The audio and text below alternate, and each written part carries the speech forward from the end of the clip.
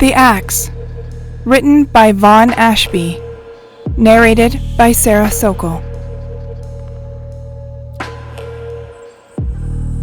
Chapter 1. Mehal. Passenger. Year 1810. Liquids from the bodies above dripped down on Mehal's head. They were as cold as the night air. Given enough time, it would freeze to her, but for now the warmth from her body would keep what fell on her as liquid.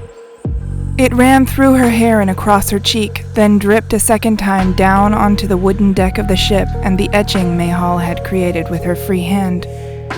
It was too dark to see how much blood had passed from the bodies above to the deck below, but the bodies had shifted and pinned her there hours ago, so she assumed a significant amount. She'd lost feeling in almost everything in the hours that had passed. Her left hand was the only exception. She'd used it to add to the etching on the boat's deck, a living history of the craft's many journeys. The body of a dense, rich white man lay half-devoured across her back, her face down to the wood. His mass prevented Mehal from reaching anything in her bag or belt. She couldn't roll over, though she knew the stars were there. They lit up the river on cloudless nights like this one.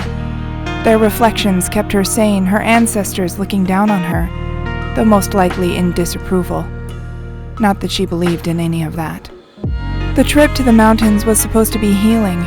It was supposed to relax her body so that her soul could heal, but that hadn't happened. It ached more than ever and felt more distant. She felt more distant from herself. The boat jolted as it ran to the side of the river. A small amount of water washed over the side, mixed with the blood on the deck, then washed over Mehal's face. She coughed and woke up. She drifted off into thought, back to when she was happy, before. She so often closed her eyes and focused. She tried to will her mind back to the time before she felt this way. Tried to force herself to somehow be able to go back and change things, and maybe her body would follow. It never worked. But that didn't stop her from trying over and over again. The boat swayed. This time it had nothing to do with the river. No, someone else was here.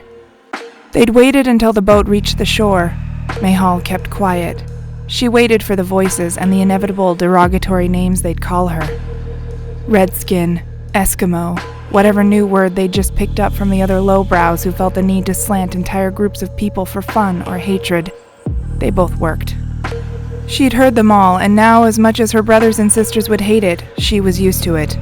Used to what the men from Europe called her. The water on the deck of the ship rippled through the starlight. Multiple people were on the boat, and she was stuck. Not that they could do anything to her. Well, nothing substantial, anyway. The sound of a bird cut through the night air. Though it wasn't a real bird, a man mimicking the sound, letting the other men know something. Likely that they'd found her. It happened quickly. The dense man's body was lifted, she was pulled out, and a knife was at her throat.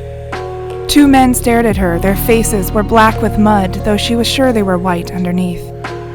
A third was right behind her, his blade on her throat, his other hand holding her up. Mehal's legs screamed as blood forced its way back into them by way of gravity. "Is that her?" one of the men said in a deep voice. "Check her tattoo," the other man said.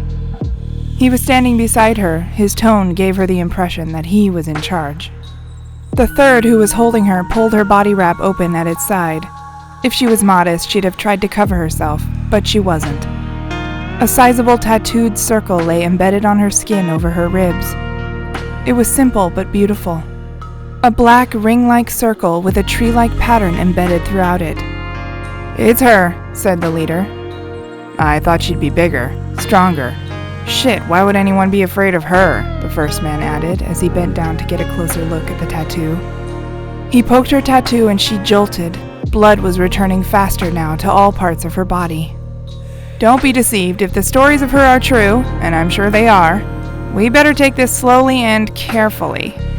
"Did she do all of that?" the man with the knife to her neck said as he let go of her body wrap so that it would fall back into place.